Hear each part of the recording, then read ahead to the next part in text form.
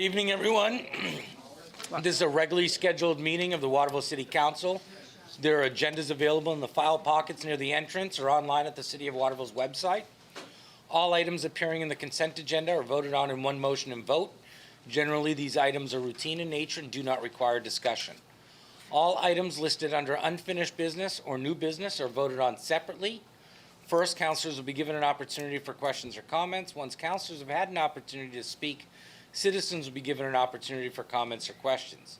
Citizens must identify themselves. Each citizen will be allowed one opportunity to speak, and limited to 3 minutes. Be given another opportunity to speak or comment. Citizens who would like to speak on a topic that does not appear on tonight's agenda will have an opportunity to do so under the public comment section of the agenda. Pledge of Allegiance.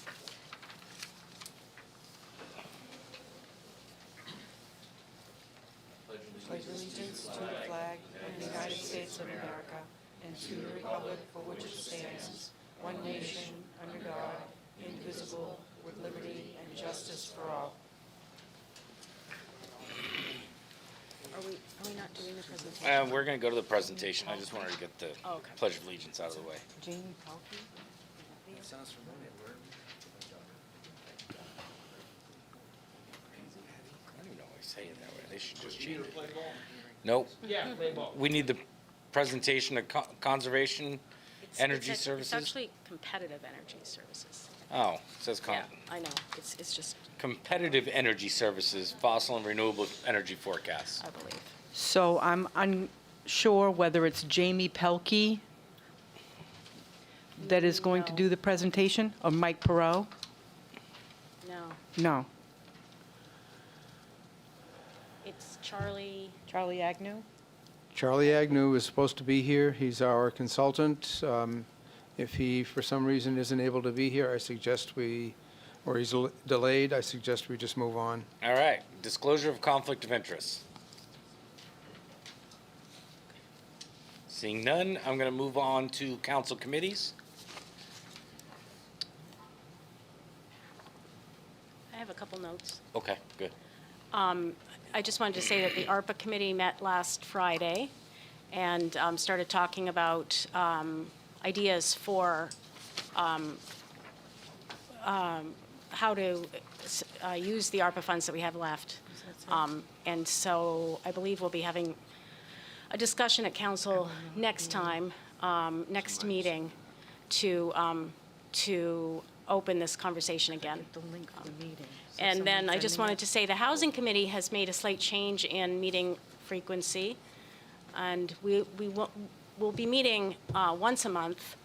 Our next meeting is on the 14th, next Wednesday, and not tomorrow, which has been the usual time. So we're trying something a little different.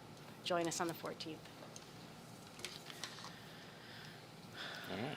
Councilor Frankie. City Manager, Ready?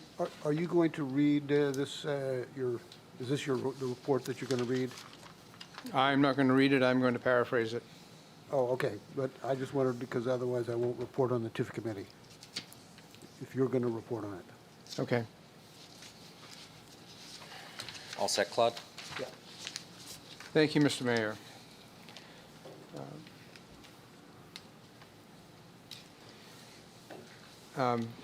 I have several things that I want to report on tonight. The first thing is that the ARPA funds that were the topic of discussion at the ARPA committee meeting on Friday, at this point, total $842,000 is the balance. The ARPA committee will be, they deliberated on recommended uses of portions of that money, and will be reporting to the council on December 20th. The Land Bank Working Group, made up of City, Growth Council, KV CAP, KV COG, staff, and a member of the Housing Committee have been working diligently to move that project forward.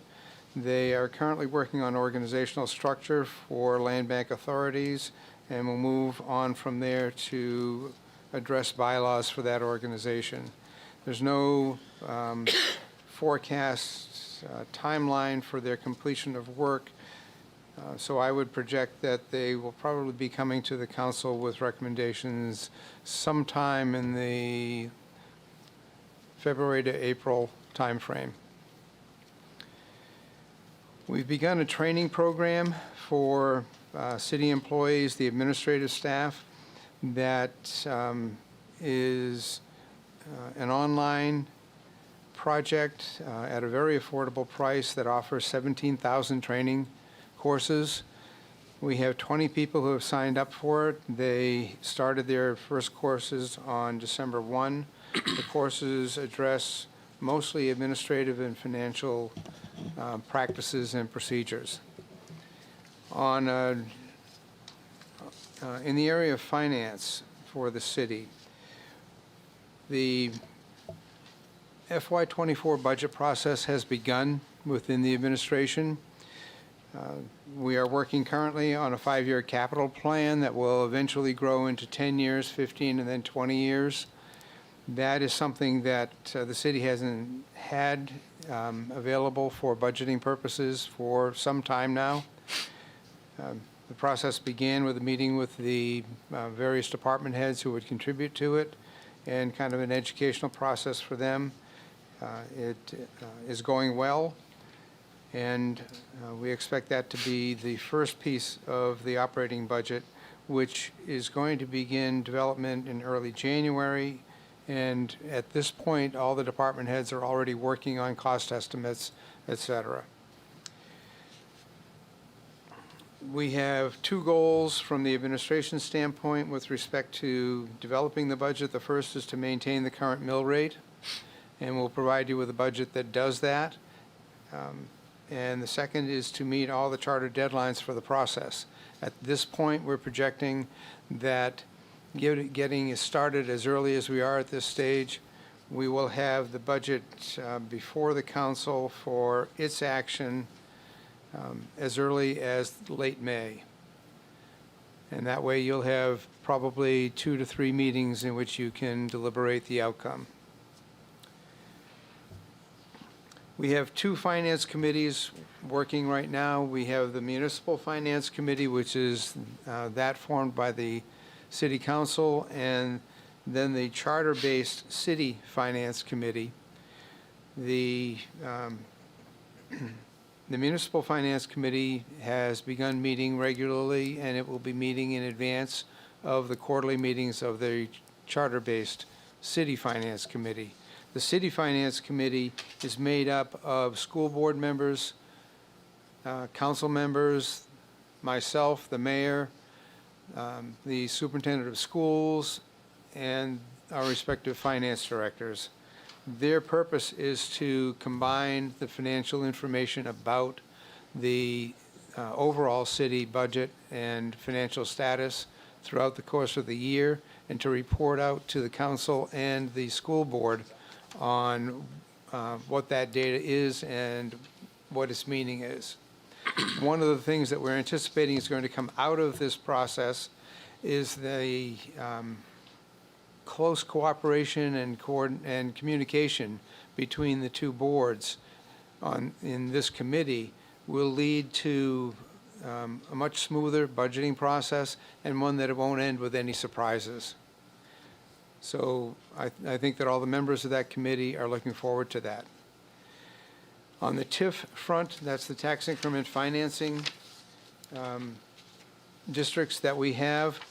The Seton Economic Development TIF that is on Chase Avenue has come to the city and asked for a carve-out of an affordable housing TIF for the 6-story tower that is the former hospital.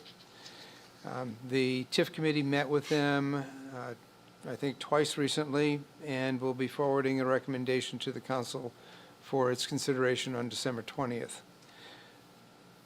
The committee has also had a first meeting with the owners of Manor Gardens, and we'll be meeting with them again next week, I believe it is. And both of those, and we'll follow that with a recommendation for action to the council. That Manor Gardens TIF proposal is also an affordable housing TIF. The the committee will forward a recommendation. I don't expect it'll be ready for the December 20th meeting, but it's possible. And both of those TIF proposals include credit enhancement agreements that the committee will have a recommendation on. With regard to the ambulance service, at this point in time, ambulance runs are continuing slightly ahead of projections, and as a result, revenue is as well. The search for an EMS deputy chief has gone well with several outstanding candidates, and we're very close to making an offer. On police matters, as you know, Chief Massey's last day on the job was last Wednesday. A reception was held at the police station, attended by quite a number of people, including civilians and police officers, as well as members of the district attorney's office and other civilian citizens who wanted to say thank you to the chief and congratulate him on his retirement.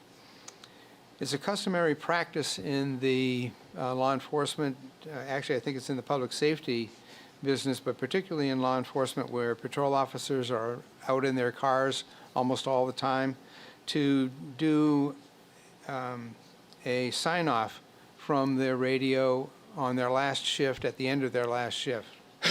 At the end of this celebration on Wednesday last week, Chief Massey sat in his cruiser and he called into the station to deliver his final sign-off.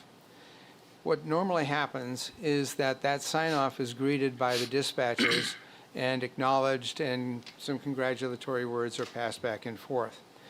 That didn't happen this time. Something special happened. It was arranged by Interim Chief Bill Bonney and others in the police department, where when Chief Massey signed off, the response came from his grandson, who is a state trooper in Alaska, and it was live. It wasn't recorded. You have the text of that message, and if you will bear with me, I'd like to read it. He responded saying, 10-4-501, this is 1D29 Trooper Massey in Fairbanks, Alaska. I'm honored to share this moment with you and would like to congratulate you on 35 years of service, 15 of which have been as chief. You have had many achievements over the years, to include serving as a District 4 representative and graduating from the FBI National Academy. The City of Waterville, the State of Maine, myself, and all of our family cannot thank you enough for the service, mentorship, and compassion you have provided. Your surname will continue in law enforcement with me throughout my career. Thank you for everything you have done, and enjoy your much-deserved retirement. Out. I was told after that event that some of the police in the department had never observed an emotional reaction from Chief Massey, and they did that day. We all wish him well and a happy and healthy retirement.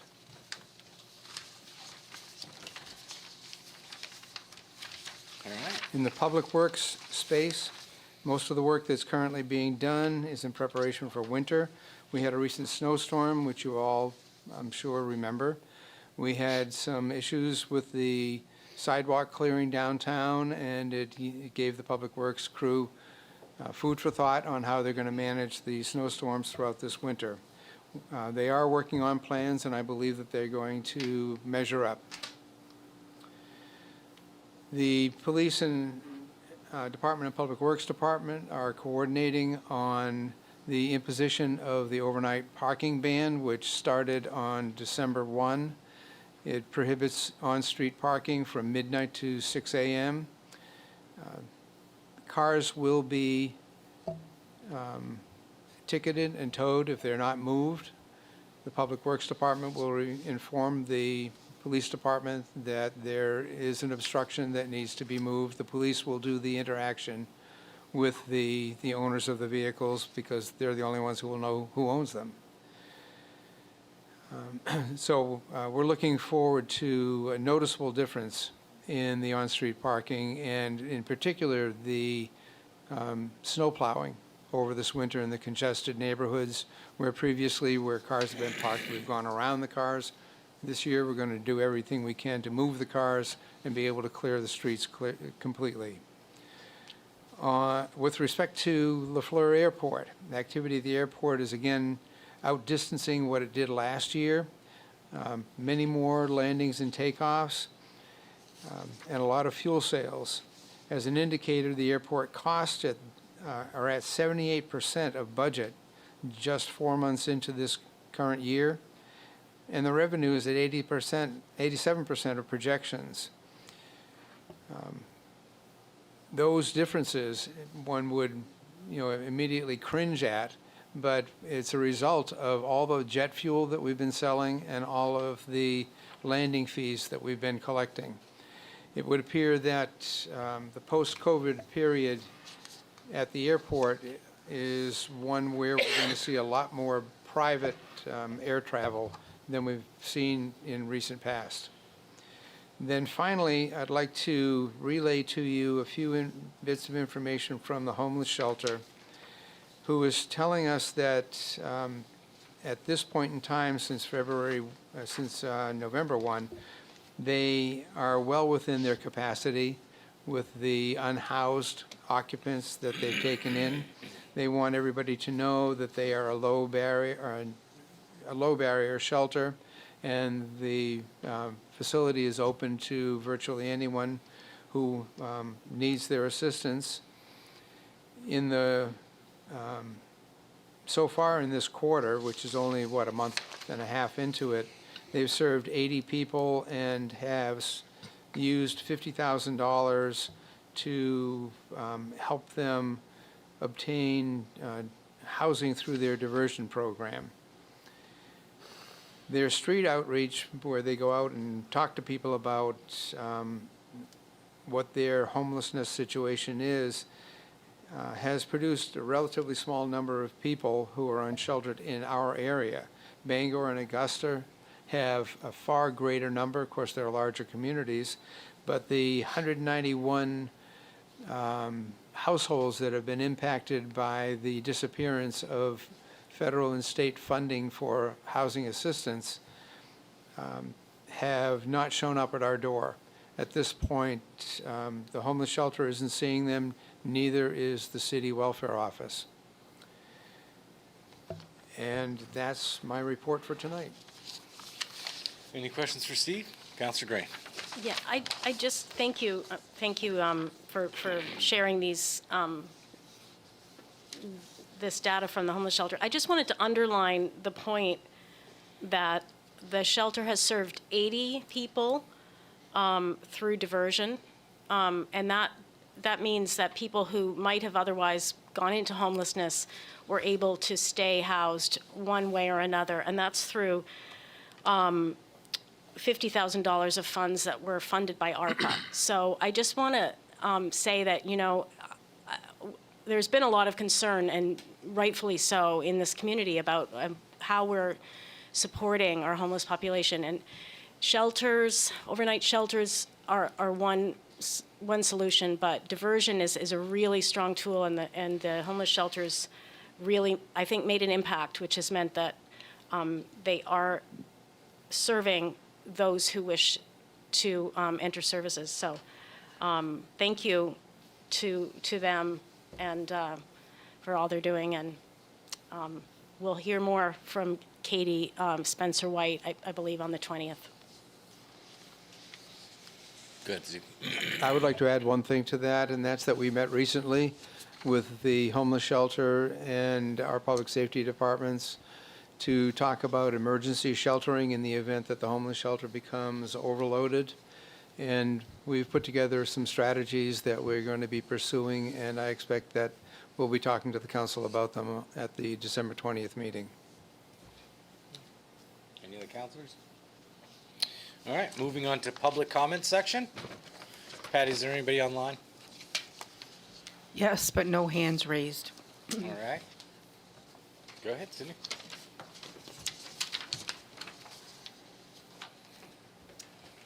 Hello, Cindy Jacobs, Waterville Public Library. I just wanted to report to all of you counselors how wonderful our parking is and how grateful we are that you are willing to take the chance on the pilot to do it. We have had thousands of people just coming in saying, we are so grateful that we can park here. So far, so good. I'm here to answer any questions that you might want, but boy, have we got a lot of happy people at the library. And of course, now that we're open, we're really busy. So, any questions? Have you had any issues?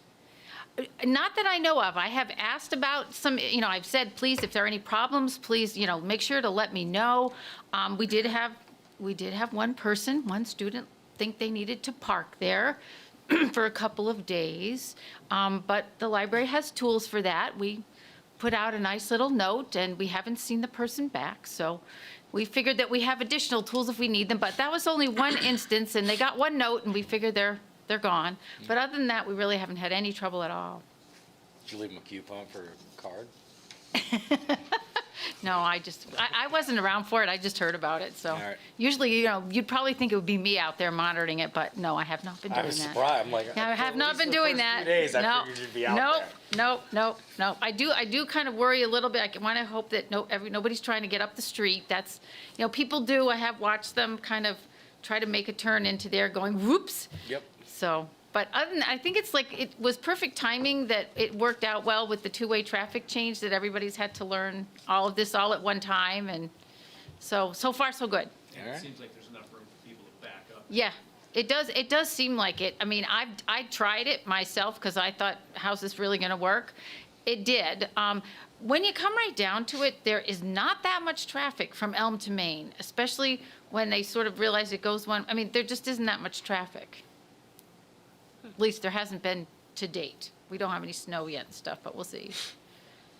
Yeah. The other traffic flow changes.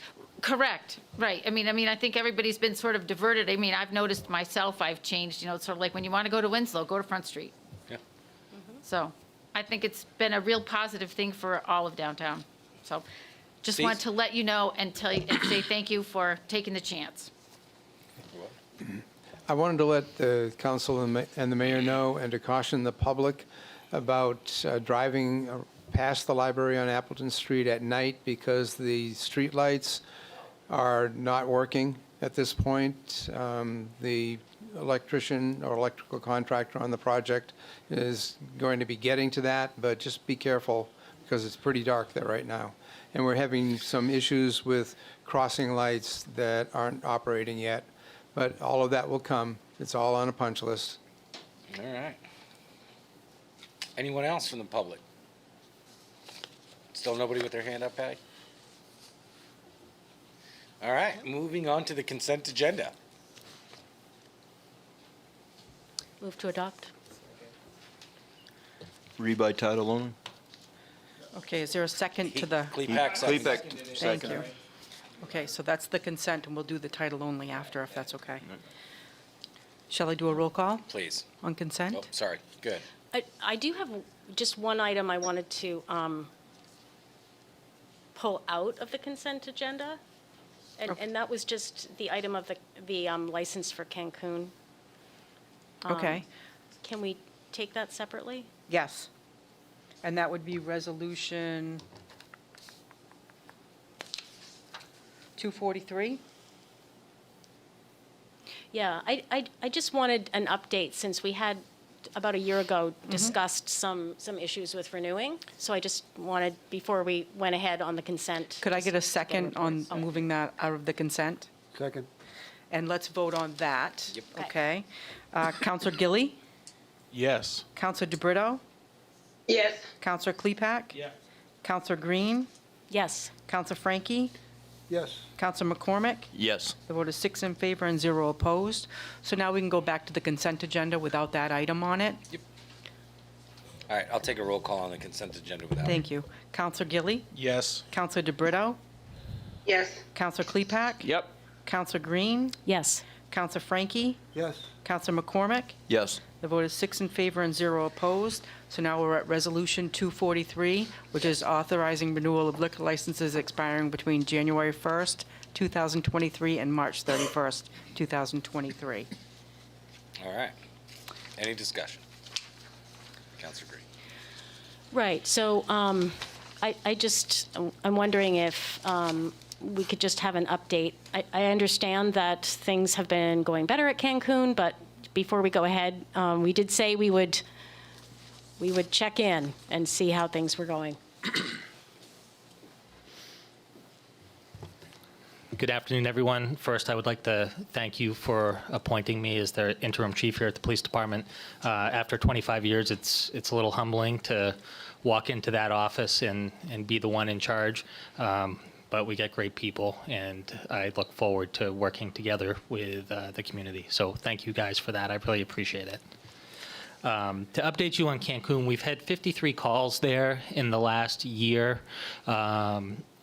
We'd like to do better, I think, but there's nothing there that would, that we would come to you and say at this point, let's not renew. I'm happy to continue to work with the owner of the establishment to try to make some improvements, but at this point, there would be nothing that would prevent us from telling you no or yes. Okay, All right. Thank you. thank you. Any other? Yep. Flavia. Yeah, I guess I have sorry, I'm a little sick. So my question is what type of improvement are they looking for to help them improve with the 53 calls? What type of improvement are they looking? Is my question, I guess. I think the improvements that we would be looking for would be, not over-serving, making sure that we're properly IDing people so that we're not having underage people in the establishment and not having over-served folks come out and be in the concourse engaging in problematic behavior. That's what I would be looking for. No. Have you been up there lately? Because at this point, I believe they have somebody at the door with a scanner to check IDs. They've implemented a lot of the things that we've asked for. We've always had troubled bars. I mean, we had the Bobbin. There's lots of places. Now, there's really only one place to go to drink. Everybody else closes at like 10 or 11 o'clock. I feel like you're always going to have issues here, no matter what. It's literally the only dance club in town. It's the only one we have. You're going to have college kids that go there all the time. You're going to have adults. Not to say that things aren't happening, but how do we as a city help the establishments deal with some of these issues? Like if they're doing a lot of the things that we've asked them to do and should be doing, what are the next steps to make sure that we don't end up with any real trouble bars? Because we've sort of gotten rid of most of them. So what can we do to help, facilitate it so that we're not targeting owners who are trying to do things that we ask them to do? And just because a call originates from in front of the place doesn't mean that they came from that place. Like, we attribute a lot of stuff to Cancun, but that's because they're the only ones there. Well, I think that was a multi-part question, but It is. Yeah. So I'll get to the first part first. I think you work together with the community, the business owner, and we would never target an owner. We would only target behavior and problematic behavior at that. So we would, and like I said when I came up here, we're not in the business of putting people out of business. We don't want to do that. We want to sit down. We want to work together. We want to have conversations. Sometimes I would think that those conversations could include the other business owners and people in that community. I've had actually 2 of those conversations this week unrelated to Cancun, but how can we work together to get the behavior that's causing the problem to go away, to reduce calls for service at that location? And so I think that's what we would focus on, and that's going to be a collaboration. Okay. Thank you. Sure. Any other questions? Patty, can I get a roll call?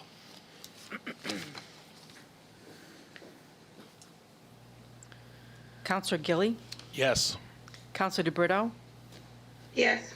Counselor Klepak, Yes. Counselor Green, Yes, Counselor Frankie, Yes. Counselor McCormick. Yes. The vote is 6 in favor and 0 opposed. All right, moving on to old business. Order 209, 2022. Did we want to make a motion to read by title? Motion to only? read by title only. Second. Yes. Counselor Gilly, Yes. Counselor DeBrito, Yes. Counselor Klepak, Yep. Counselor Green, Yes. Counselor Frankie. Yes. Counselor McCormick. Yes. The vote is 6 in favor and 0 opposed. Resolution 209, 2022, approve a natural gas easement, the concourse. Any discussion? Can we put it on the floor Move first? to adopt. Thank you. Sorry. Second. Now any discussion? Steve? Since your last meeting, we've looked more deeply into the location of that easement, and the suggestion that I made at the last meeting turns out to be unnecessary, and I would ask that you amend the resolution before you by deleting the second paragraph that refers to moving the easement to the back property line and pass it as it was originally presented. What I'm being told by the city engineer is that it doesn't make a difference if that area is redeveloped in any way, and that the gas company needs the easement up close to the building in order to minimize the amount of gas lines that they're running. They also report that they have 3 confirmed customers. Okay. I'm sure the Chinese food place is one of them. Move to Must use amend. a ton of fuel. Second. So the amendment is to remove the second paragraph, Yes. correct? Yes. Patty, can I get a roll call on that? On the amendment? Yep. Counselor Gilly, Yes. Counselor DeBrito, Yes. Counselor Klepak, Yes. Counselor Green, Yes. Counselor Frankie, Yes. Counselor McCormick. Yes. The vote is 6 in favor and 0 opposed. Can we move it as amended? So moved. Second. Any further discussion? Patty, can I get a roll call? Counselor Gilly, Yes. Counselor DeBrito, Yes. Counselor Klepak, Yep. Counselor Green, Yes. Counselor Frankie, Yes. Counselor McCormick. Yes. The vote is 6 in favor and 0 opposed. All right, moving on to Resolution 234, 2022. Ratify a collective bargaining agreement, Public Works and Parks and Recreation Union. Move to adopt. Second. Any discussion? Could we just have a summary of this agreement? Yes. This is a contract that will take effect as of July 1, 2022. It's the successor to the previous contract with the Public Works Union. We have 25 people in that union, or 25, people. The result of bargaining was to bring the wage structure into conformance with the salary plan that we did last year at the 60% level of the comparables that we used. It turns out to be a very amenable agreement with the Public Works staff, and it's a good agreement for the city as well. Generally speaking, no one will get less than the 2% increase that was the baseline of the previous contract, and several of the positions will get more than that, but like I said, it's in conformance with the salary study that we did. Somehow we stole This is a 3-year contract. this. Bobby Joe, you have anything to say? All right. Anyone else? Patty, can I have a roll call? Counselor Gilly, Yes. Counselor DeBrito, Yes. Counselor Klepak, Yes. Counselor Green, Yes. Counselor Frankie, Yes. Counselor McCormick. Yes. The vote is 6 in favor and 0 opposed. All right, moving on to Resolution 235, 2022. Approve a memorandum of understanding between City of Waterville and National Fraternal Order of Police for the Waterville Commanding Officers Unit. Move to adopt. Second. All right. Before we start discussing the contract for the police department, and Claude, I'll get to you. I think it's important to be honest with ourselves. Our police officers in this city are woefully underpaid in relation to their counterparts throughout the state. One just has to look over the bridge to notice that it's as much as $8 an hour that our officers are getting paid, are underpaid. I'm not trying to disparage Winslow, some of who are Waterville police officers. They provide a tremendous service to their residents. But no department in this region works harder than the men and women who selflessly protect us here in Waterville. It should be no surprise to anyone that I have been advocating for a community policing model, one that is driven by data, one that focuses on integrating with the community, and one that requires our officers to get out of their car and engage with kids, play a game of basketball in the neighborhoods. One that focuses on the systemic issues of drug abuse and mental illness. We will never be able to arrest our way out. We will never get there being understaffed or allowing our officers to get burned out and go to other departments. Waterville makes some 3,000 arrests a year, nearly 10 times the amount of our closest regional partners, who are getting paid more for less work. Since we began negotiations with the department, morale is up. We had little to no candidates to fill positions that we desperately need. Now we have officers waiting in the pipeline to join our department. This contract allows us to recruit top-tier officers that share the same vision for our city that we have. We are not the Oakland A's. We don't just want to field a team. We need compassionate problem solvers that are ready to jump on a moment's notice, and that requires paying them what they deserve. There is not a single counselor in this city that takes for granted what our police officers do for the residents. We may differ on budget, we may differ on how much and whether or not we can afford it. I believe we can't afford not to approve a contract like this. We don't want to go backwards. We don't want to send mixed messages to our officers or the residents. The safety of Waterville residents is paramount. This contract helps us get there. It pays our people what they deserve, and it attracts top-tier talent that our citizens deserve. Claude. Council just was informed of the exact terms of this memorandum of understanding on Friday with our agenda packet. I don't believe that everybody's had a really good opportunity to take a look at some of the ramifications of this. Therefore, I move to table the vote on this until the next meeting.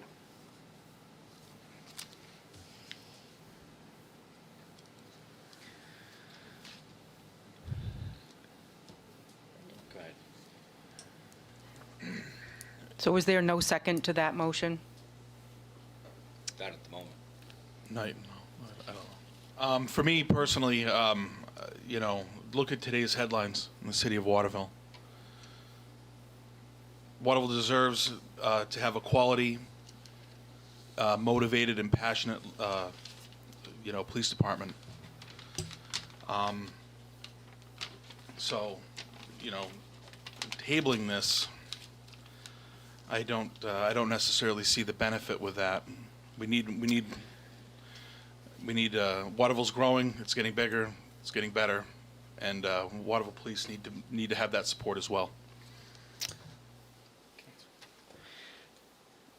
I don't think anyone here disagrees with the underlying sentiment there. We all really value our police force. We want to give the police, I really believe in actually strong wages for the police force. I mean, that's how you get a dependable, trustworthy, professional police force, and with the kind of changes that Jay's talking about. But our fiscal responsibility, our fiduciary responsibility to the taxpayers, I'm not really sure, is this the correct amount that is financially sustainable in the future? And given the thing that the timing that Councilor Franke pointed out, us taking the time to understand the financial implications and make sure that we are making a commitment to the police force that is sustainable, that the city can stand behind, and points us all in the right direction. That's not taking the time to make sure we're making the numbers are all correct, that we're making the right decision about the exact numbers as it relates to the budget. That seems like a responsible move. And I don't think that it, if we were to table for a meeting or 2 meetings, whatever that window takes to make sure that we understand the budgetary implications, I don't think that that is going to preclude police officers getting a wage that serves their needs and is something that we can commit to in the long term from the budget, from a budgetary perspective. Because those are hard. Budget season is a time of hard choices. It's a time of hard choices when you're looking at, you're getting squeezed on both sides. You want to make sure you're providing the kind of services, the wage growth that leads to a vibrant, city workforce, but at the same time keeping the taxes on the residents at a manageable level. So personally, I would like to, maybe someone else here at the table can elucidate all of this for me right now, but I don't have a very clear idea about the budgetary ramifications of these numbers. Go ahead, Claude. Well, the city manager has estimated that the price tag for these MOUs is approximately $500,000. That translates into a half a mil increase in the tax rate. Secondly, the city has already raised police officers to the level called for in the recent wage survey. And finally, the top wage in this MOU for the sergeant is $45.80 per hour, which is higher than almost all of the department heads, including the city clerk, the public works director, and the deputy police chief, not to mention the director of human resources, who handles the benefits for the 100-plus employees of the city. I just think that this is something that needs to be renegotiated with the police with the police union. Steve? Did you have something? Well, I just wanted to point out that, Councilor Frankie's numbers are not quite accurate. The projected cost for next year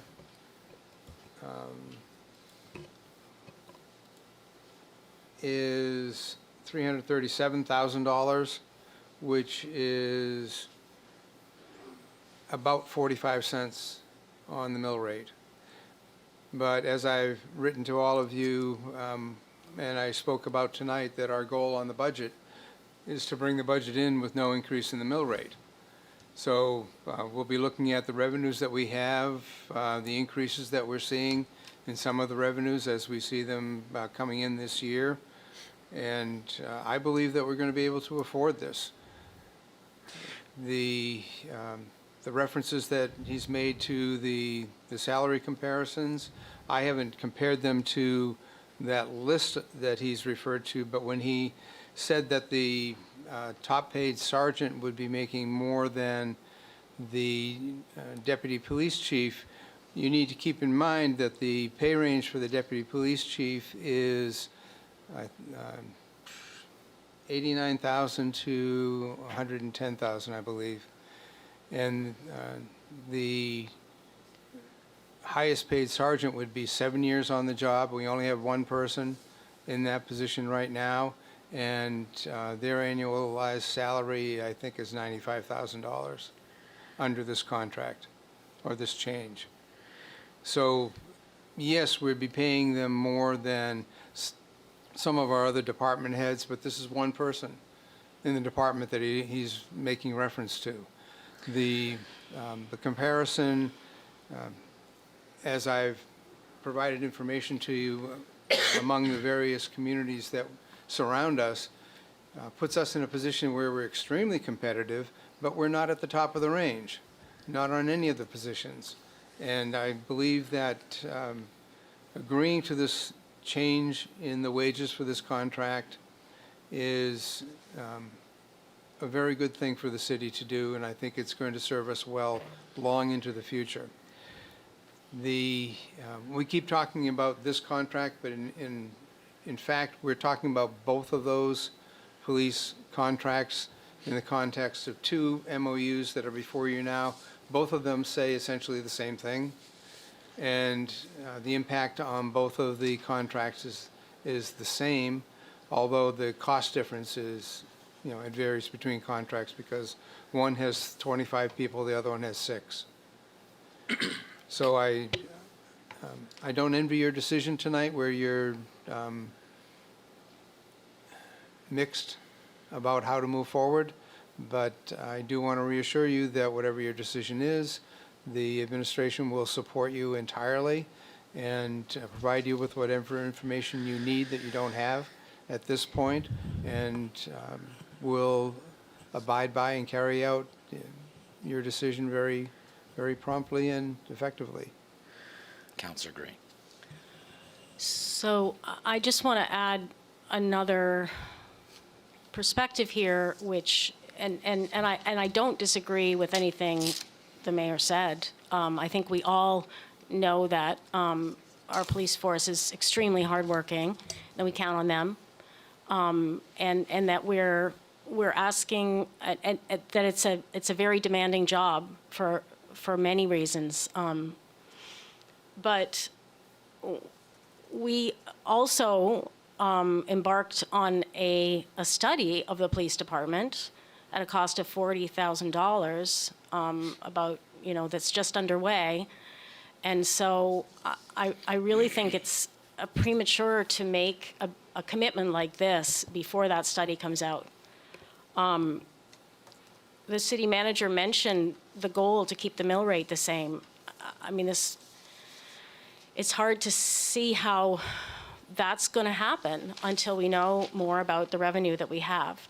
So I am proceeding with caution here. I feel like I need more information. Our deputy, our new interim police chief is not even a week on the job yet. I haven't even had a chance to congratulate him in person and meet him. I'd like to do that. I think we're rushing into, if we vote tonight, I think we're rushing into something that is a very complex decision, particularly where we have a lot of expenses that we need to cover. And so I would second Councillor Frankie's motion to table until next week. So I still got to give Yeah. Flavia an opportunity. I'm glad you mentioned the study. Mm-hmm. I got a chance to talk to the people that are performing that study this week. And one of the things that I pulled from that conversation is they're also looking at some of the things that we really want for this city, the way we want it to be, our police department to run. And one of the questions I asked them while in our conversation was in relation to this MOU and this contract. And I asked, are you going to come back and tell us that even if we gave them this money that our officers are now overpaid? And the resounding answer was no. And one of the things that they spoke of that made sense, and I said so here, is that talking to the officers, we've asked these people to go and talk to officers, talk to the sergeants. They can see that even with the talk of this contract, that morale is boosted. I think Deputy Chief is here. That is somebody that we can ask. He may be the new Deputy Chief. Interim Chief is here. He may just be the new chief, but he's been at this department for a long time. And I think it's important to hear what his feeling, how he thinks this contract was. He was there for some of these negotiations. So I think it would behoove you all to sort of listen to him too. And in this moment, he is the department head. Yeah. I'm going to give Let Flavia an and then opportunity. I have, Go ahead. Go ahead, Flavia. All right, yeah, thank you. I kind of echo what everybody been saying today. Yeah, I do respect and I do value the police department. But I had one specific question, and that's for the city manager. So what new revenues are we expecting to get this year versus last year that would be able to help cover this 337,000? Well, we know that state revenue sharing is a percentage of various state receipts. We also know at this point that those receipts that contribute to that are on the increase over last year. And I believe that this is the year that the legislature is targeting to move the percentage up from 3.75% to I think 5%.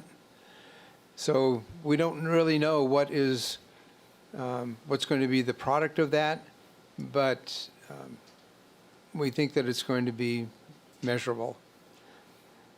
And we can also look at other areas that we're spending, and we can trim some of our costs. That's not out of the question.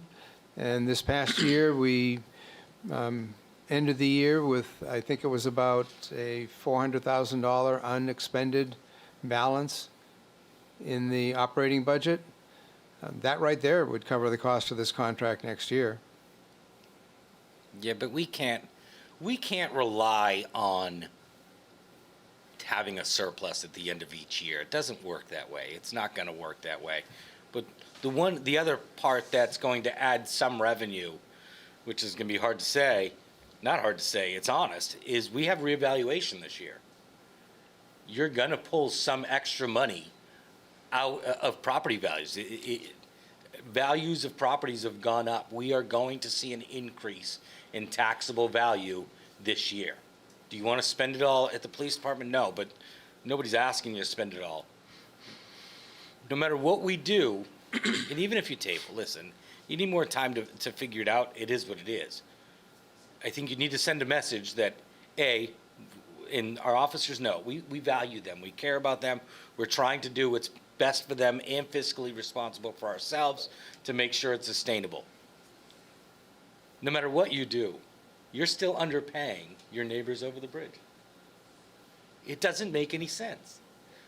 They're doing, and I'm not saying less work. The work that the officers in the other areas around us isn't less important. They don't do less of it. It's just not what our officers do. And we want better officers. And we're not going to get those with the contract that we currently have. And on top of that, we incentivize the rookies. So you come in, you get paid lower in the beginning, and on that third year, you then jump up. That's the incentive for staying with us, which is something that we haven't been able to do. We're losing officers to other departments in the area because they're paying, in some instances, $8 more an hour. We have to correct some of that. They came asking for 9. We offered them 6, 3 in January, 3 in July. I don't know, what are you going to do? Make it 2.5 and 2.5? If you're really going to argue about the $1 or $2 extra in their contract, to me that doesn't make sense. That $1 or $2 isn't going to break us. I got a couple people. I've got Councilor Green, then McCormick. Let's get Tom, yeah. So really quickly, we're, yeah, I just want to say that it's true that Winslow is, the Winslow police officers are paid much higher than Waterville, but that's the only community around us which is significantly higher. And, the reality is we may not be able to afford it. So just because that is the reality in Winslow. I mean, we have to do other things as well to make it attractive to come to Waterville and stay in Waterville. And I think one of the features of this contract with the jump on the third year is a great way, and I'm sure, there are others. I think we need to, we need to take a pause. We've got a lot of changes in the police department. We've got information coming. I'm not opposed to doing something in January, but I'm not ready to jump into this particular agreement tonight. Tom? We're talking budgetary and things like that. We're either going to overwork an understaffed department and burn up a budget with overtime. Or you're going to spend this much money on overtime, or you're going to get a small raise, you're going to attract some people, you're going to cut the overtime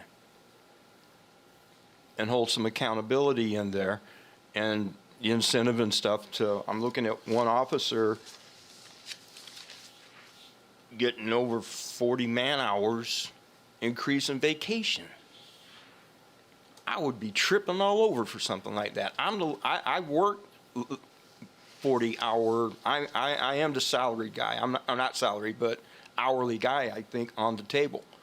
I'm not on a salary, so I'm going to look at this and go, they're getting paid more than me.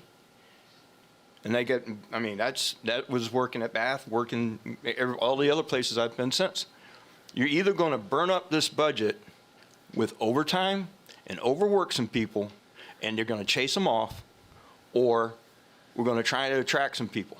And everybody in town's crying, why can't we get service from the police?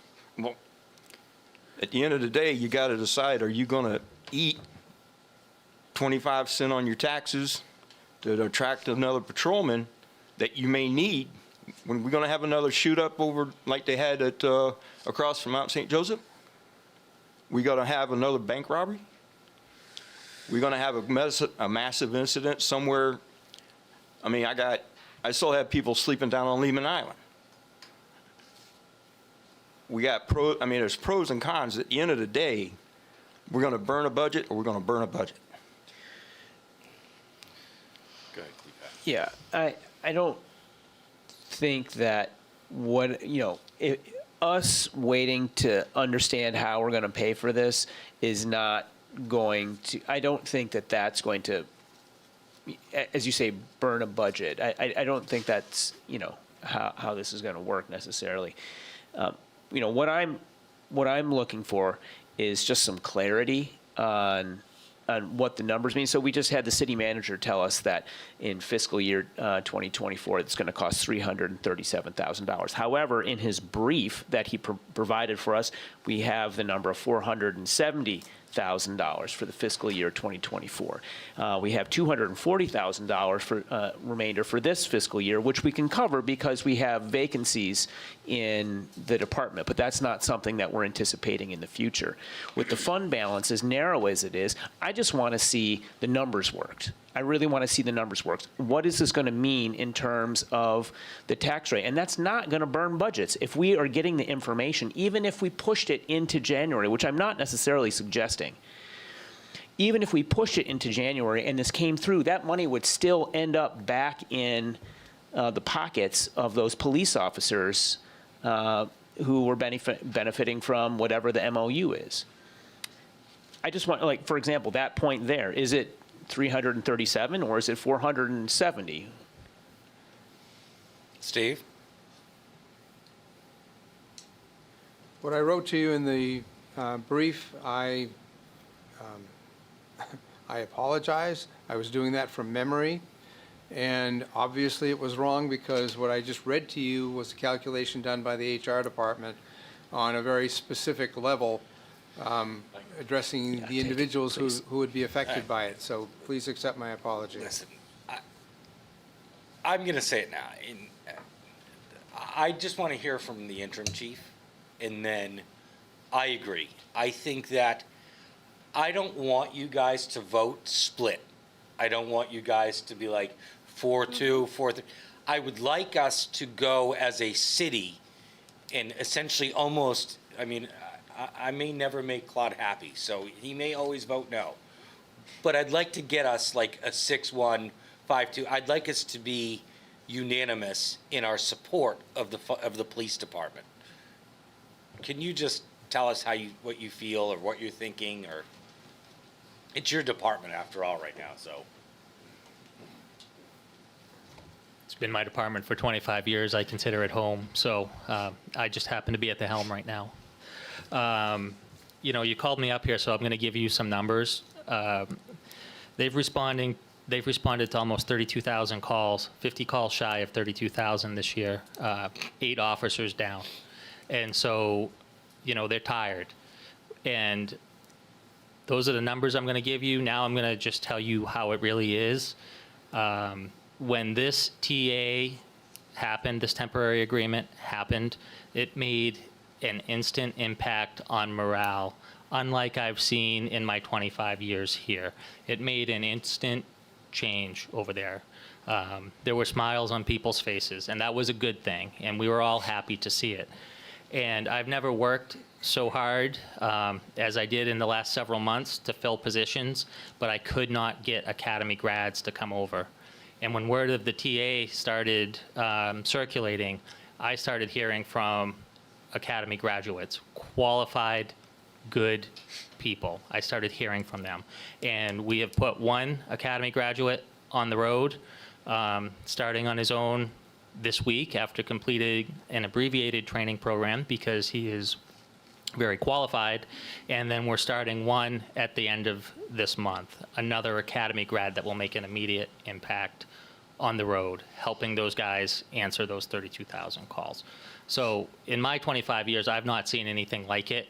And so we're gonna do what we always do. We're gonna give you professional police services no matter what happens here, but the impact on morale cannot be understated. Thank you. All right. Go ahead, Claude. I just want to make a correction, Mr. Mayor. I am not opposed to the police station, police force. I apologize. I didn't mean it like that. In fact, I was instrumental in negotiating the current collective bargaining agreement. Some of the key provisions of that agreement were ideas from me. And it's absolutely clear to me, and I want to make sure you understand, Chief Bonney, that I do support the police. I simply think that this memorandum of agreement has some serious problems to it that I really think we should go back to the union and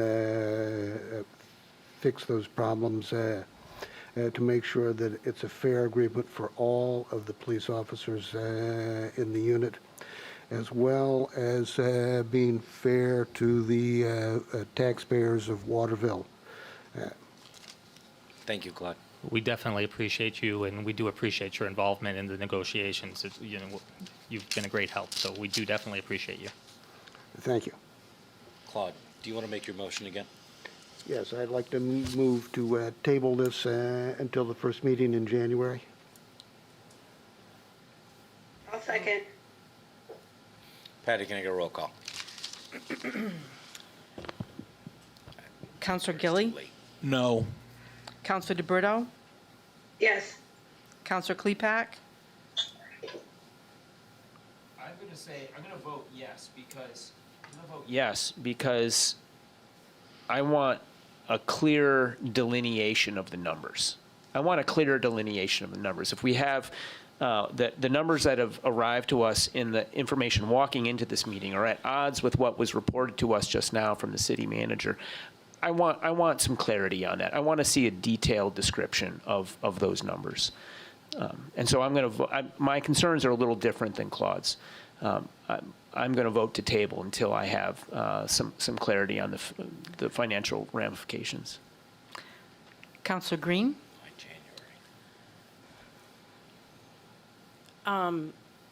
So I don't see the need to table till January.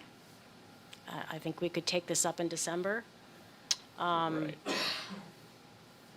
So that's what I would, That was the motion that he made till It January? was- I thought it I was- suggested January because we have a lot of stuff on the table already for the December 20th meeting. None of this is important. Oh, yeah. I guess- Remember, whenever we vote on it, it's the effective date of it is January 1st. It doesn't matter when we vote on it. You still Okay. think you should talk I'll- about it beforehand. I'll vote yes. Counselor Frankie?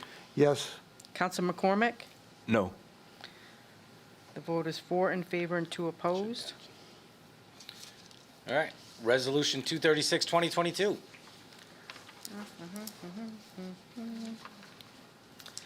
Approve a memorandum of understanding between the City of Waterville and National Fraternal Order of Police for the Waterville Patrol Officers Unit. I'm going to save you my statement again. Is there a motion to put it on the floor? So moved. Second. Counselor Frankie? I'd like to move to table this one until the same time as we take up the other one, the first meeting in January. Which is exactly which date, Patty? I don't know. Hang on a second, we'll find out right I now. haven't turned the calendar over yet, have you? It's going to be the 3rd. The 3rd. December 3 is the first meeting. And this only takes one vote, so it'll be retroactive to Okay. January 1st anyway, so. Okay, oh, I thought. So we- there's a motion, is there a second? I'll second. Thank you. Patty, can I get a roll call? Counselor Gilly? No. Counselor DeBrito? Yes. Counselor Klepak? Yes. Counselor Green? Yes. Counselor Frankie? Yes, Counselor McCormick? No. The vote is 4 in favor and 2 opposed. Moving on to Order 238, 2022. Accept airport rescue firefighting vehicle transfer. Move to adopt. Second. Any discussion? This It is ain't here yet? This is that beautiful yellow thing, isn't it? Soon to be red. You want to tell us about it? Oh, I must have the wrong agenda. Is that Patty? Good evening, council. I want to start by saying the acquisition of this vehicle was based on a needs assessment done by the airport, as well as a community risk reduction assessment in the fire department. We just identified that the aircraft coming into the city of Waterville is on a significant increase, therefore increasing the risk of emergency. We've had a couple accidents at the airport, and Randy and I, along with the city manager, got together and determined that the acquisition of this vehicle, the opportunity to get one donated to us, would help improve the safety of the fire department and the constituents that are using the airport. So I'd like to thank Randy for the work that he's done on the proposal to get this truck here, maintain the truck, do a little facelift, and the comment you made about it being yellow, it's soon to be red to match the whole fleet. And I'd also like to thank our fire department mechanic, Jason Jola, who's invested a lot of time with the vehicle, making sure that this was a good acquisition for the city of Waterville, that it's not going to cost us, big money down the road, that this is a good, solid investment, good, solid donation that we won't have to invest a lot of money in over the course of the, coming years. So, with that, any other questions, we're happy to answer. Anybody? Patty, can I get a roll? Oh, sorry. Go I ahead. want to reiterate, this was a Navy rig. I know Rick is drooling over on the other side of the river. He's ready to give you a sticker that says "Go Navy." It was a Navy rig. We agree with It needs a that. "Go Navy" sticker on one side. It needs an eagle open anchor on the other. And they need to recognize where it came from and show the respect, because they're going to want to use it in the next 2 years. Sure. Oh, no, part of my understanding of this is we're going to let them use it during the air show, right? You're absolutely correct. Then Part of, let's show them, hey, part of our agreement, just to clarify, with receiving this vehicle at no cost is to provide the vehicle in some staffing for the Brunswick Air Show. So we will be representing the city of Waterville when we go down there. It's kind of an honor for the airport and the fire department to partner on this and to provide that service outside of our community. So you're absolutely right. I'm really excited about it being a city of Waterville truck. Yes. So, All right, Patty, can I get a roll call? Counselor Gilly, Yes. Counselor DeBrito, Yes. Counselor Klepak, Yes. Counselor Green, Yes. Counselor Frankie, Yes. Counselor McCormick. Yes. The vote is 6 in favor and 0 opposed. All right, moving on to new business. Do you want to do the license for pizza place first? We gotta move cloture. We can, sure. We're gonna move cloture to do the pizza place and get out of the way. Waterville House. So there's a motion to waive cloture for item 248-2022. Shall I read it? Please. Is there a second? Oh. Second. So the item is issuance of a victualer's license to Gregor Lavovitis, doing business as Waterville House Pizza. This item came in after cloture, but they're anxious to reopen. Yep. So they asked if you would consider waiver of cloture. All right, Patty, can I get a roll call? Roll call on the waiver. Yes. Counselor Gilly, Yes. Counselor DeBrito, Yes. Counselor Klepak, Yes. Counselor Green, Yes. Counselor Frankie, Yes. Counselor McCormick. Yes. The vote is 6 in favor and 0 opposed. Resolution 248, 2022, issuance of a victualer's license to Gregor Lavovitis, doing business as Waterville House of Pizza. Move to adopt. Second. Any discussion? We all know Waterville House Pizza reopened.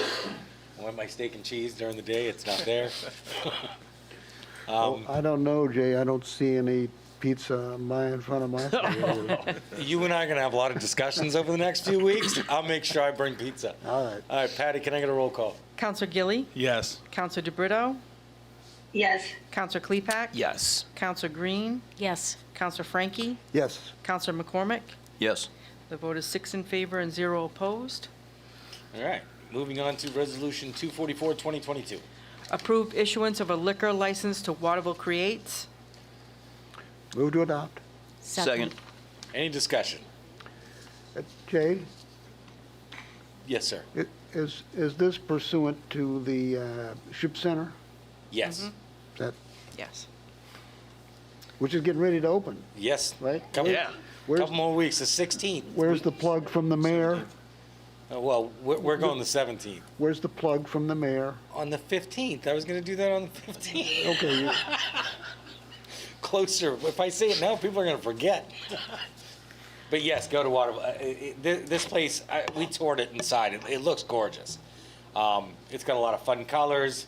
I'm really waiting for the Bigsby chocolate place that's going to be in there, because right across the street from my, I have my office at City Hall. I have my other office across the street. So I'm going to be in that little triangle all the time. But it's going to be great. They got the movie theater out there. You've got the opera space for rehearsal. Anybody else? That was their free plug. I'll do it again next meeting. Patty, roll call. Counselor Gilly, Yes.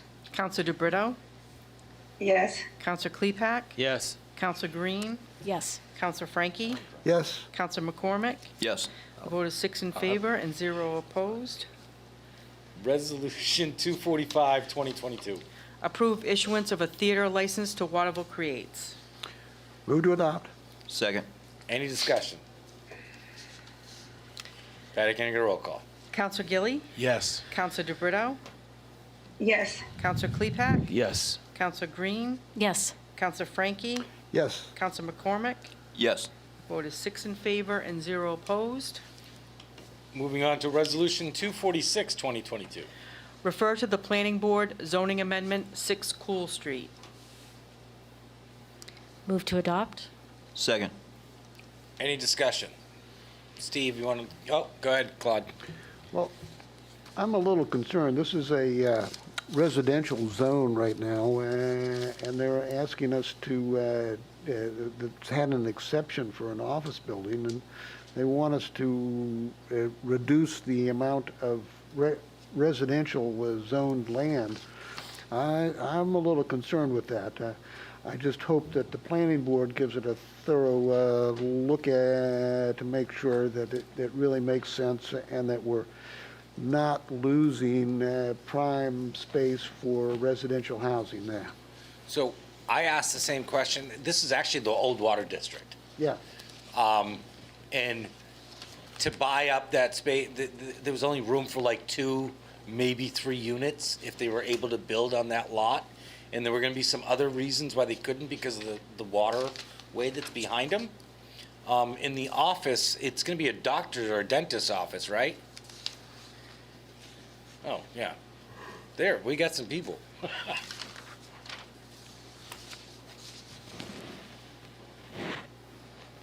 Good evening. Roger Kraus, General Manager of the Kennebec Water District. Thanks for letting me be here tonight. So we, Cool Street and South Street has been the home of the Kennebec Water District and its predecessor water companies for 140 years. We're building a new facility at 131 Drummond Avenue that will be the operations center and business office. So we're consolidating the facility there. This is really driven by the operations center on South Street, which is the land area is completely inadequate for our needs. And so the search for a new property was based upon the restrictions, land restrictions there. We want to realize some revenue from selling the property. And right now is residential B. We want it to change to residential D, which allows for light office use similar to what the building currently occupies, has for occupancy now for, some light traffic and those kinds of things. There is some zoning restrictions, shoreland zoning restrictions for any kind of residential development there that would, likely result in only one residential unit being able to put on that whole lot. So we're looking to rezone it. We do have a potential buyer that has put an offer in. We're working with them. We anticipate that to happen. Whether that goes through or not, there's no guarantee on that. But we do have someone under contract, and we hope that works out. But regardless of who is the buyer, we want to have the best option to realize revenue to the water district and be able to put that land on the tax rolls for the city. Okay. Well, thank you for that explanation. Hey, Roger, I suppose I could probably ask my wife this question if I wanted to, but there's no necessity, 'cause you own the dam, the water district owns the dam that's adjacent to this parcel. There's no foreseeable need to be able to access that property for some sort of work on the dam or something related to that property.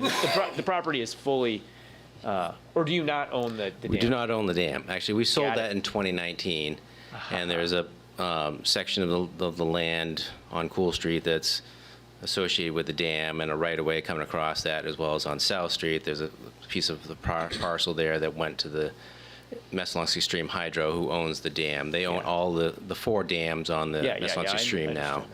And so we don't own that, but they have a right-of-way, an easement across the land to access the hydro facility and then the dam for work and everything. Right. So that shouldn't change. I mean, it's no different than what exists now. We're not the owner of the hydro facility any longer. They access the hydro facility through their easement and the parcel, little piece of parcel that they own there. So whether we own it or someone else owns it, it doesn't really change the dynamics of access there. I got you. Okay, thank you. All right. Any other questions? Councilor Gray. Yeah, so just to Councilor Frankie's point, and it seems that it isn't, I wouldn't want there to be a loss of housing opportunities, but it does seem like the building that's there is not really suitable anyway for housing, and it would be nice to have the building occupied, and so I think it's a good thing for the planning board to take a look at, but also just keeping in mind that particular site and what its best use is. But it wouldn't be rezoned to not be residential. No. Right? So, yeah, I'm for sending it through. All right. Patty, can I get a roll call? Counselor Gilly, Yes. Counselor DeBrito, Yes. Counselor Klepak, Yep. Counselor Green, Yes. Counselor Frankie, Yes. Counselor McCormick. Yes. The vote is 6 in favor and 0 opposed. All right. Moving on to ordinance 247, 2022. Revise and codify ordinances of the City of Waterville, Maine. Steve? Oh, We need a sorry. motion. Move to adopt. Second. Thank you. Now, Steve. As a quick summary on this, this is a project that we started under the FY21 operating budget. It began in, I think, June of 2021, and it's taken a year and a half to complete it. That was the projected estimate. The city clerk and the city solicitor have worked diligently with the vendor that we've used to make certain that all of the city's ordinances and the charter and all of those items that are now contained in what's a uniform municipal code, which is simply an assembly of all of those items I just mentioned into one document that will be online. It will be searchable. It will be reachable by a link on the city's website. And they've done an outstanding job with it. I think that you're going to like it. I gave you a couple of examples of where you might go and look at mirror ordinances, not ordinances, but mirror websites, the same as what we're going to have. One is Bar Harbor. The other that I gave you was, I don't remember where. But there are several municipalities in Maine that use this same vendor, and we're very excited to bring our display and access of the public, for the public to our ordinances into the 21st century. Any questions? Counselor Frankie. So this will take 2 votes. Correct. When will the effective date be that citizens of Waterville can check and see what the ordinances are online? Patty, do you have an answer to that? Yeah, the I think effective it's in date is in that this you're looking at. ordinance. This ordinance shall take effect 21 days after adoption by the city council, which is per our city charter. So sometime in the middle of January, we'll Correct. be up to speed. Yeah. Thank you. Yep, we can make it available online before that because it's the same language that we currently yeah. have in our ordinances, so there's really no change. So we could certainly put that up right after adoption, and then, the effective date would just be the Okay, 21 good. days.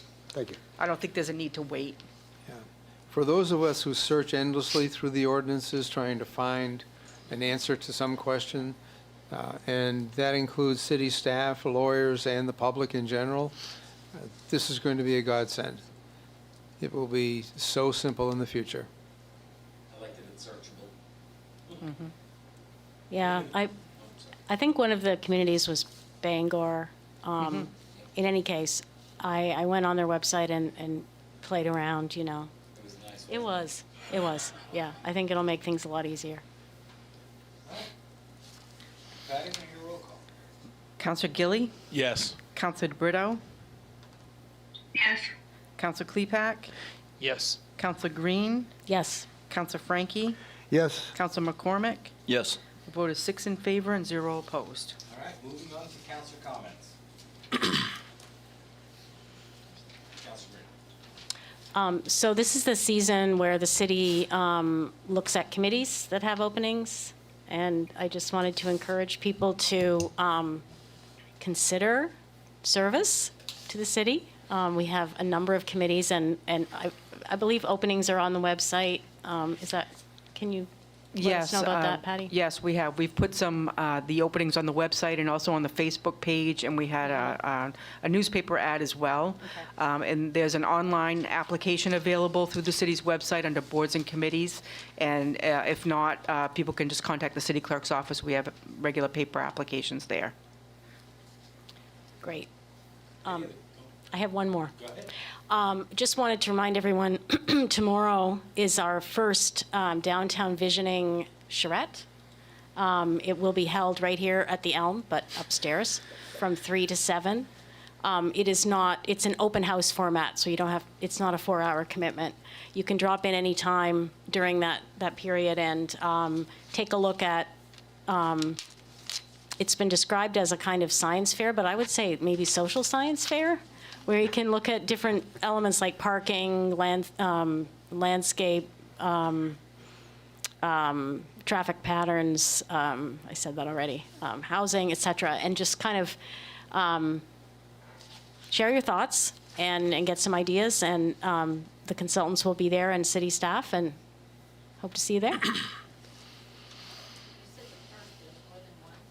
Sorry? This is the first, there's more than one. There are 4, I believe, in total. So That's this it. is just number 1, yes. Do you have anything more to add, Steve? No, I would just emphasize what you're saying, that come one, come all, because it's your opportunity to see what's being talked about, the things that have come from all of the input sessions prior to the council meetings are going to be there in some form of display and visuals that you can watch or see. And the mayor, the council chair, I will all be there. We'll be roving around. Yes, you. And we'll have city staff accompanying the professionals from the planning organization, BBB. There's a lot of information that's going to come out of this, and there's going to be a lot of information coming into it as well, so long as we get a lot of attendance. So please, come. And there's food. Yeah, definitely. I'm sold. Free food, free parking. Any other I'm kind of disappointed in the city. This last summer, we had a large group of people camped out on Lehman Island. Everybody knows about it. We advertised this fall, South End Neighborhood Association sites, What's Up Waterville, a few other places. We can't get nobody to come out and help us clean up this mess. And now we're going to get more rain, and they're going to get our trash all the way down to the mouth of the Kennebec. People showed up, word of mouth came out, we're going to clean up the concourse. Everybody shows up, we're going to clean up the concourse. We got a bigger mess down there on Lehman Island, and nobody, just 4 or 6 people from the South End Neighborhood Association shows up to clean up a mess that everybody's known about all summer.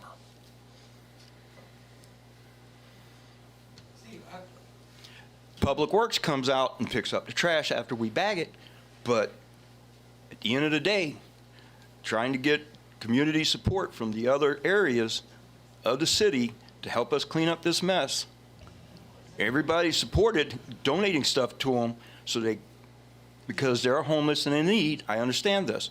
At the end of the day, the trash was left behind and nobody's showing up to help clean up the mess. Did you ever talk to the Colby Civic Engagement Office? I mean, there's 250 students. Usually we do the spring and fall cleanups. We get them, but I don't know, not having been able to talk to the people that normally make contact with them. I myself don't do that stuff, but that's. I can put you in contact. Well, I'm just saying as a public announcement of the rest of the city, I mean, there is some historical importance to this island and stuff. Things happen up there, revolutionary stuff, but everybody wants to be compassionate and help until it's time to come out and clean up the mess. Well, I've been down to the island, and we're not gonna blame the homeless people. I'm not blaming the homeless. I'm not blaming the homeless. And the reason I say that is when I go down there, which recently I did, and I went down there, recently I did, and I made sure that people were fed. I made sure that people had blankets. I had to get the fire department out there so that we could use some of the surplus FEMA blankets. We want to make sure that people were staying warm, especially on that cold night. And I will tell you that the day I got there and it was almost daytime, turning towards night, and I looked at some of the trash. Obviously, some needles out there. There's some other stuff out there, but there is trash that these people aren't going out. They're not walking down to the McDonald's and bringing these bags and leaving them there. They're not going and leaving fishing lures and everything else. It's everyone who goes out and uses that park is forgetting to bring their stuff in and bring it the heck out. So I think it behooves us to get our public works out there and give one big cleanup and get it done, so that we don't have to discuss this. It shouldn't be left up to just the neighborhood. While Jay was talking, I sent you an email that put you in contact with that woman who's the head of the Civic Engagement Office. So. I think after this coming storm, we probably won't be able to get back out there because It's been, Tom, to your point, I am involved in the civic engagement. Yeah. I make the phone calls, so to that point, Tom, I can actually do that. Of course, the students will be leaving this week here, and next week is their finals. But they're not leaving until next week, and then you have reading week here, so, I mean, I'm just saying, I will actually make the phone call and see what be happens. like, There's a good time. application and all that kind of thing. Yeah, I mean, It shouldn't take time. the slackers that haven't been getting their hours for the semester, they're looking for those hours right now. This is it, like, right now. But to Tom's point, though, it floods very easily. We've had 2 big rainfalls, and so you can't even get in it because of the flooding. Yeah, And, yeah. you know, and he's not wrong that it's an issue that is ongoing. And Matt Stan, God love him, he does whatever he can. We said we're gonna have bags out there, he's doing it. We're also gonna be offering purple bags to the people that are there, helping them to help themselves, because we're working on that side of it as well. And the one thing we're gonna be telling them is, we'll get you the purple bags, you bag it up, or bring it to the roadside. You don't just leave it there, bring it to, so there's it's a whole dynamic of things that we're working on just recently, because it's a two-way street, and we're trying to help these people to understand that. Some of these people have made efforts to have a better place to live, some of them don't want to go anywhere else. Sure. So we also have to understand that some people, because we've talked about the homeless shelter, we've talked about other opportunities, and some just won't do that. So it's, the dynamics of it is more than just South End Neighborhood Association. It's more than just picking up the mess. It's really a conglomerate of things that Sure, are of course it happening. is. And it does need attention by professional people, and it does need attention by our city. So we'll do what we can, we'll continue, and I will call it civic engagement. Yeah. Go ahead, Steve. Just a friendly reminder to everybody, if you can't hear your voice over the speakers in this room, they can't hear you at home. Oh, I'm sorry. All right, anyone else? Any other counselors? Bang that gavel, man. Meeting adjourned.